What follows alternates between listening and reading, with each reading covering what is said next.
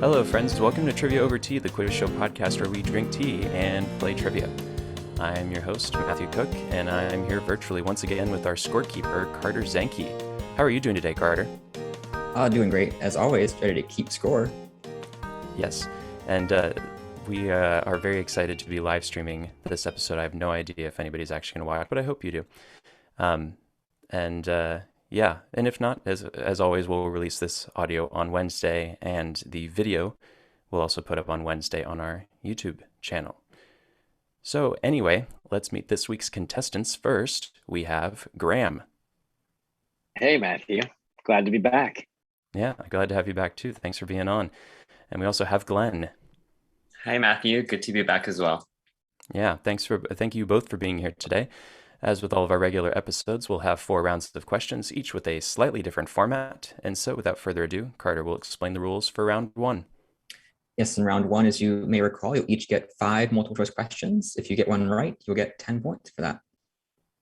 Alrighty, Graham, you're up first. Are you ready? I'm ready. Okay, question 1. Which movie from 1994 won no Academy Awards? A. Forrest Gump, B. The Shawshank Redemption, or C. Pulp Fiction?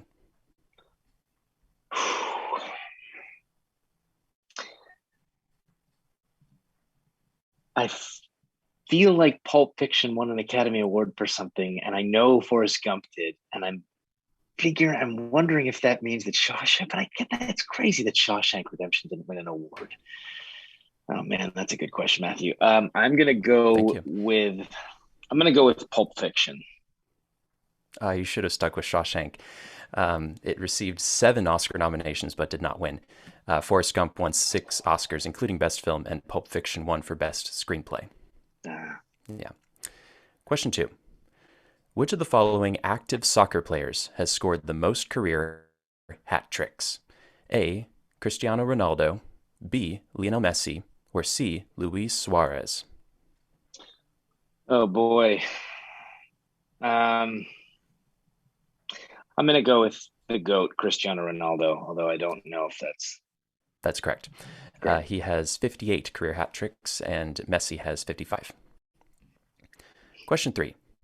A third of the total population of the Baltic states lives in what city on the Daugava River that serves as the capital of Latvia? A. Vilnius, B. Tallinn, or C. Riga? I think that's C. Riga. That's correct. Vilnius is the capital of Lithuania, and Tallinn is the capital of Estonia. Question 4. Popes Leo X, Clement VII, Pius IV, and Leo XI were all members of what powerful Italian family that famously ruled Florence during the Italian Renaissance? A. The Borgias, B. The Medicis, or C. The Savoys? Oh, man. I'm between Borgia and de Medici, but I'm going to go with de Medici. That's correct. The family ruled Florence for over 300 years, from the end of the 14th century to the mid-18th century. And finally, question 5. One of the most famous internet debates asks who would win in the following fight: one of every Pokemon or a billion of what large sub-Saharan cat? A. Lions, B. Tigers, or C. Bears? I'm going to say A. Lions. That's correct. Yes. And I don't know anything about that. My brother wrote that question. Graham, how do you know? That was well, just because he said sub-Saharan. That's the only reason So, good guess. Thank you. Alrighty, Glenn, are you ready? Mm-hmm. Alrighty, question 1. Which of the following cities is named for the first president of the Republic of Texas? A. Dallas, B. Houston, or C. Austin? Austin? It was actually Houston. Sam Houston was the president of Texas from 1836 to 1841, and again from 1841 to 44. And he was instrumental in the annexation of Texas by the United States and later represented the state in the U.S. Senate. Question 2. Which of the following was the first Pixar film to earn a Rotten rating from the movie review site Rotten Tomatoes? A. Cars 2, B. The Secret Life of Pets, or C. The Good Dinosaur? I did not see the. Is it the good time? What was A again? Cars 2. Cars 2. C. It was actually Cars 2. My question writer says, while the 2011 film is a thrilling spy adventure led by Larry the Cable Guy as Tow Mater, it received mostly negative reviews, garnering a 39% on Rotten Tomatoes, Pixar's first rotten rating. Question 3. The temperature at which a gas becomes a liquid is the what? A. The boiling point, B. The condensation point, or C. The melting point? Condensation. That's correct. Question 4. In February 2022, Nintendo announced that they were shutting down the eShop for what console, the largely unsuccessful successor to a console with a similar name? A. The Switch, B. The Wii U, or C. The SNES? I believe it's B. That's correct, the Wii U. And finally, question 5. The 1997 film Good Will Hunting, starring Matt Damon as a mathematical genius and Robin Williams as his therapist, also features what actor who co-wrote the screenplay in the early 1990s with Damon? A. Christian Bale, B. Ben Affleck, or C. Bradley Cooper? B. Ben Affleck. That's correct. On a $10 million budget, Good Will Hunting earned $226 million at the box office. Alrighty, that's the end of round 1. So Carter, can you please give us a score update? We can see on our brand new scoreboard, we have Graham with 40 points and Glenn with 30 points. Love our scoreboard. Thank you, Carter, for engineering that. It looks lovely. Alrighty, now it is time for round 2. So Carter, can you please explain the rules? Yes, in round 2, you'll each get 5 open-ended questions on the same topic. Questions here are worth 20 points each. If you get one wrong, your opponent can answer for 10 points. Alrighty, Graham, your topic is a movie that premiered on March 2nd in the past, and March 2nd is the date that this podcast is being released. On March 2nd, 1965, The Sound of Music premiered. So, are you ready for your 5 questions about The Sound of Music? I'm ready. Okay. Question 1. The film was based on the musical of the same name, written by what legendary musical writing duo?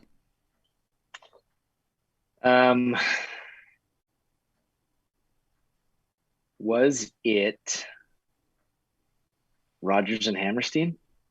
That's correct. It was their final collaboration. The musical opened on Broadway on November 16th, 1959, and Oscar Hammerstein died the following August. Question 2. There were numerous song changes for the film, including the omission of How Can Love Survive and There's No Way to Stop It, leaving what 2 characters without songs in the film? I'm going to say Captain Von Trapp for one of them, and that's all I can get. I don't know. Okay. I don't know the other one. Captain Von Trapp is not one of them. I see. Glenn? The Baroness. And the best friend of the dead. Like, I forgot his name, but okay. the mean guy. Max is his name. Yes, Max and the Baroness. We can give Glenn 3/4 credit, Carter. Sure. So 3/4 of half credit. Yeah. Okay. I think that's sure. Or maybe actually, I think it's okay to give full half credit for that. Yeah. All right. I think that's fine. Yeah, because you knew which one. Yeah, that's fine. Yes, Max and the Baroness. The absence of those songs make it so that the film focuses more on Maria and the children rather than the captain's relationships with the Baroness and Max. Question 3. The film earned Julie Andrews her 2nd consecutive nomination for the Academy Award for Best Actress. She won the award the previous year for what role? Mary Poppins? That's correct. Andrews lost to Julie Christie, who played Diana Scott in Darling when she was up for The Sound of Music. Question 4. One of the songs that was added for the film was what duet for Maria and the Captain, which replaced An Ordinary Couple? An Extraordinary Couple. I don't know. I don't know the answer. No. Glenn? I have no idea. Okay. This one's called Something Good. It's the one that they sing late at night and they profess their love to each other down by the gazebo and whatever. And due to its popularity, Something Good is now often performed in the place of An Ordinary Couple in stage productions. And finally, question 5. The Sound of Music was the final film appearance for Peggy Wood, who, as the Mother Abbess, sang what song in the film? Oh, is it How Do You Solve a Problem Like Maria? I'm thinking of the wrong song. I'm thinking of the wrong. It's that first one that it's not How Do You Solve a Problem Like. No, it is, right? Is okay, it? well, No. okay. So let me phrase the question a different way because you're correct in that yes, she sings in that one. I meant as a solo. Oh, that Sorry. I have no idea. Okay. Glenn, you know. Climb every mountain. Yes. Oh. Not Is that quite the the right one? melody, but yes, that's the right song. I knew you were going to get me on that. Yes, Climb Every Mountain, and she was nominated for an Academy Award for Best Supporting Actress for her role. Alrighty, Glenn, you are going to get 5 questions about a famous author who was born on March 2nd, 1904, and that is Dr. Seuss. So, are you ready for your 5 questions about Dr. Seuss? No, but go ahead. All right. Question 1. After working as an illustrator and cartoonist for years, Dr. Seuss published what book in 1937 as his first children's book about a boy named Marco who sees a multitude of imaginary people in vehicles on the namesake street? Man, I did not read a lot of Dr. Seuss. I am not sure. Okay. Graham, do you know? I have no idea. Okay. This one is And to Think That I Saw It on Mulberry Street. This was one of the 5 books that the Dr. Seuss Enterprises pulled from publication in 2021 due to offensive imagery. Question 2. Listed in 2001 as the 9th best-selling children's book of all time by Publishers Weekly, Dr. Seuss published what book in 1957 whose main character, an anthropomorphic creature, has become his signature creation? The Grinch Who Stole Christmas? No, not that one. Graham? Is it The Cat in the Hat? It's The Cat in the Hat, yeah. Question 3. What 1960 children's book has sold over 8 million copies, allowing people to read about Sam I Am? Green Eggs and Ham? That's correct. The book only uses 50 unique words, which is the result of a bet made between Seuss and his publisher, Bennett Cerf, that he could not write a book with just 50 words. And of course, he did. Question 4. His works served as the basis for what 2000 musical by Stephen Flaherty and Lynn Ahrens? The Grinch. No, not that. Oh, Graham? Can you just repeat the question, Matthew? Yeah. His work served as the basis for what 2000 musical by Stephen Flaherty and Lynn Ahrens? Oh, I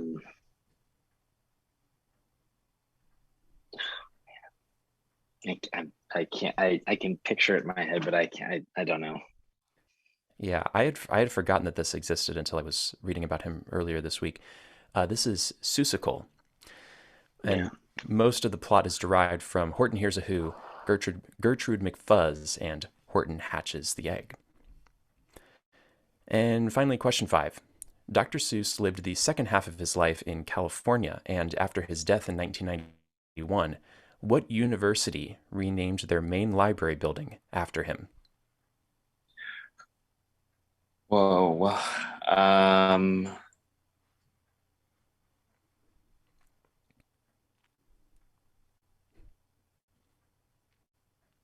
UCLA. No, not UCLA. Graham? Um, not UCLA. Oh man, there's so many. I'm just gonna Pomona College. No. We have the Honnold Mudd Library, as everybody knows, I'm sure. No, this is the University of California at San Diego, because he lived in La Jolla, actually. And the Dr. Seuss collection is housed there, which consists of 8,500 items that document and illustrate the full scope of his career. Those were tough, Well, Matthew. I write some difficult questions sometimes. And that's the end of round 2. So Carter, can you please give us a score update? Absolutely. We still have a close game with Graham at 90 points and Glen at 70. Alrighty, now it is time for round 3. So Carter, can you please tell us the rules? Yes, in round 3, you'll each get 5 open-ended questions on different topics now. Questions here are worth 30 points each. If you get one wrong, your opponent can answer for 15 points. Alrighty, Graham, are you ready for your 5 questions? I'm ready. Okay, question 1. When entering the San Fernando Valley from the Grapevine on I-5, after passing the 14, what 2 secondary interstate highways split from the 5 and head east and south, respectively?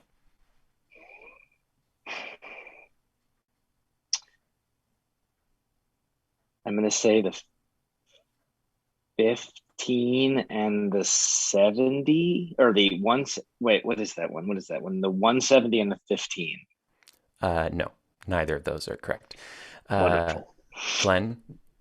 You're asking about the 5 that splits? Yeah, so you enter the San Fernando Valley, enter the San Fernando Valley from the north. So heading toward LA, and then there are 2 freeways that split off. The 170. I already said the 170 was not one of them. Oh, the 5 doesn't split? Okay. It does split with the 170. The 170 is not an interstate highway. It's a California state highway. Oh. Yeah. The 110. I'm totally guessing. The 110 and the 10. I don't know. No, none of those. This is the 210 and the 405. Oh my gosh. Yeah, this is at the very, very top end of the San Fernando Valley. Yeah, the 170 is a California state highway.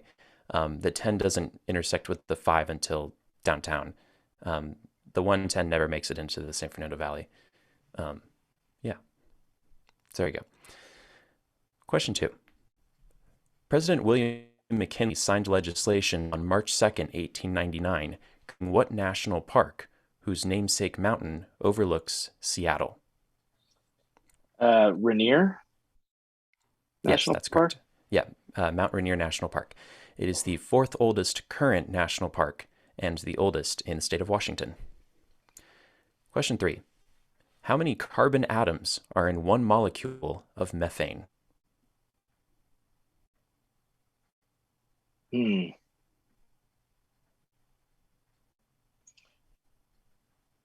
Um, hmm, hmm, hmm, hmm, hmm. I'm gonna say 2. No, not 2. Glenn? I'm just gonna guess 4. No, actually it was 1. The chemical formula is CH4. Yeah. Question 4. Developed by Carl Linnaeus, binomial nomenclature classifies a living organism into what 2 taxonomic groups? Kingdom and Phyllis. No. Glenn? I have no idea. We were looking for the smallest 2, and that was genus and species.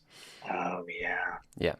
Homo Prior to sapien. binomial nomenclature, polynomial nomenclature was used, which attempted to label every species with a unique description, but soon became too complex as more closely related species were discovered and became too complex to name, such as the now known Plantago media, which was originally called Plantago foliis ovato loceolatus pubescentibus spica cylindrica scapo terete. T. My question writer was really hoping that I was going to pronounce all that, and I did. So there you go. Question 5.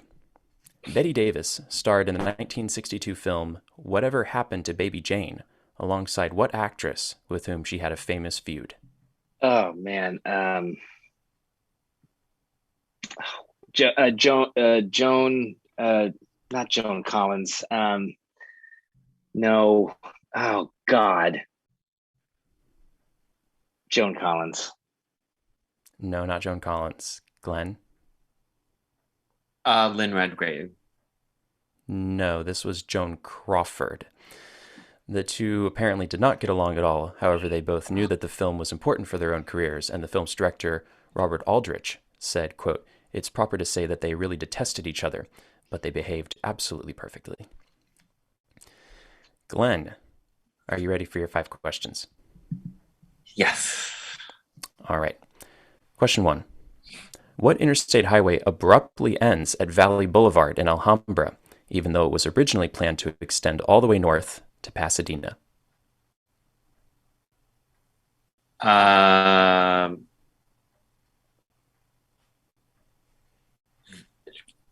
Hmm. This is difficult. The 210. No, not the 210.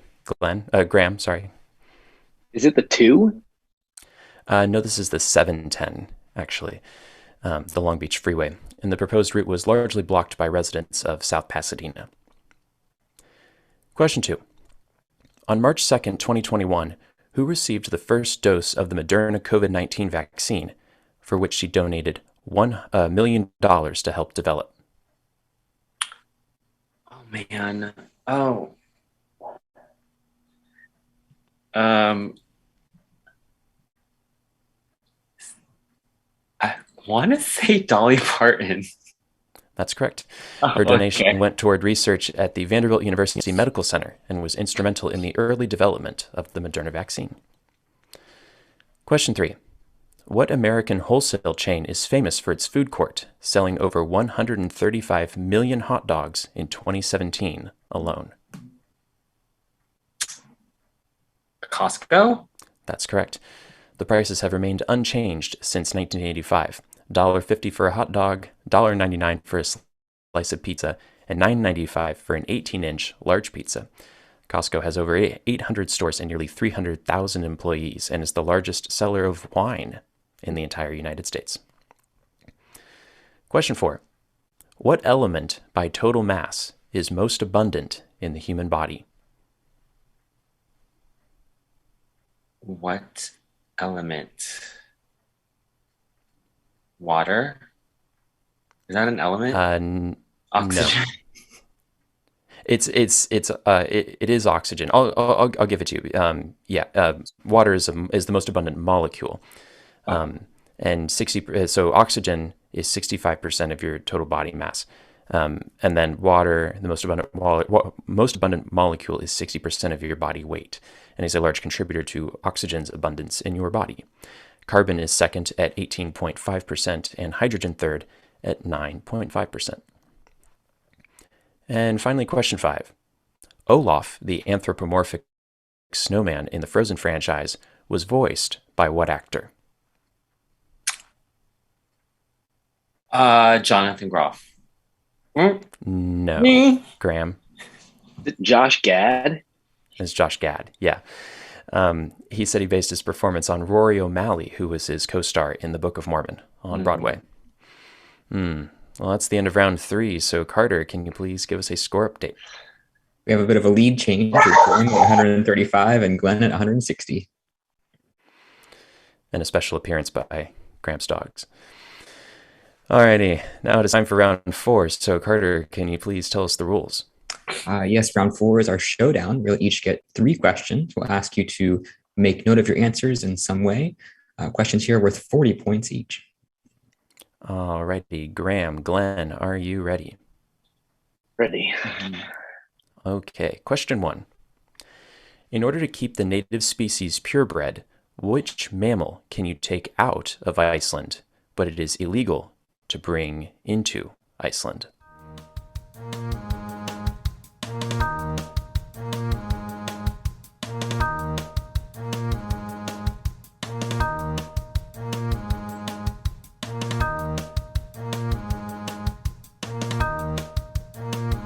You said mammal, right?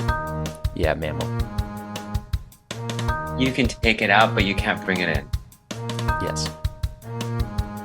Yeah, once these animals have been exported, they cannot come back into the country.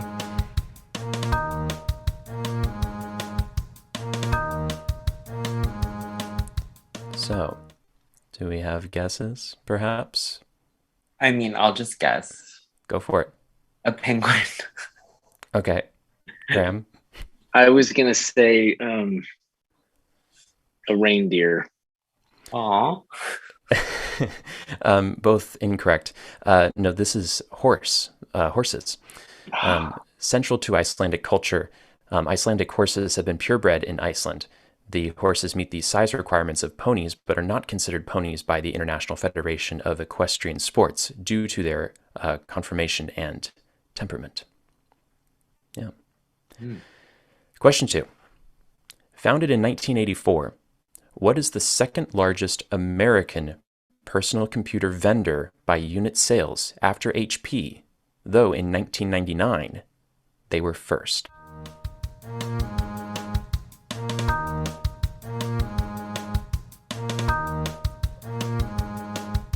I could guess. Go ahead, Glenn. Dell. Graham. I'm gonna say Apple. It was Dell. In 1999, Dell passed Compaq as the largest PC vendor in the world, although by 2005, with an SEC investigation and the post-dot-com era, their stature began to crumble. Still, they're third in the world in PC vendors after the Chinese firm Lenovo and HP. And finally, question 3. In what film does James Bond marry Countess Tracy Di Vincenzo the same day she is killed in a drive-by shooting?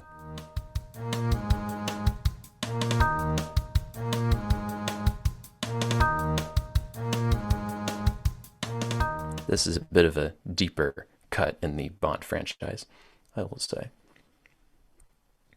I'm gonna guess and say On Her Majesty's Secret Service. Okay, Glenn? Totally guessing For Your Eyes Only. Is that a song or an actual movie name? No, that's one of them. Oh, okay. That was Roger Moore. Graham, you're correct. It is On Her Majesty's Secret Service. It's the only Bond film in which George Lazenby stars as Bond. In the previous film, You Only Live Twice, starring Sean Connery, Bond also gets married, but it is part of his cover. So, yeah. Well, that's the end of the game. So, Carter, can you please give us the final score? We have a very close ending here with Graham at 175 and Glenn at 200. Well, congratulations, Glenn. You have won. Do you have anything that you would like to say? I feel like I know a lot more about a lot of things I didn't know. That's good. That's what we're all about here at Trivia OT. Fantastic. Well, thank you both for being on the show today. And thank you for Carter for being our scorekeeper and also for Mason Cook for composing our music. Today's questions were written by Caitlin Fick, Lucas Hauser, Matthew Hauser, Tanner Tim, and yours truly. And thank you for listening. Please like and subscribe to Trivia Over Tea on your preferred podcast platform and leave us a review if you enjoyed it. And please also subscribe to us on Twitch. And thank you to those who watched today or who will watch on YouTube later this week. Check out our Facebook and Instagram pages and our Twitter account, also at Trivia Over Tea. And feel free to message us on any of those platforms if you have any comments or suggestions about the show. And tune in next week when we'll have 2 new contestants and 33 more fantastic questions. Thank you. We'll see you next week.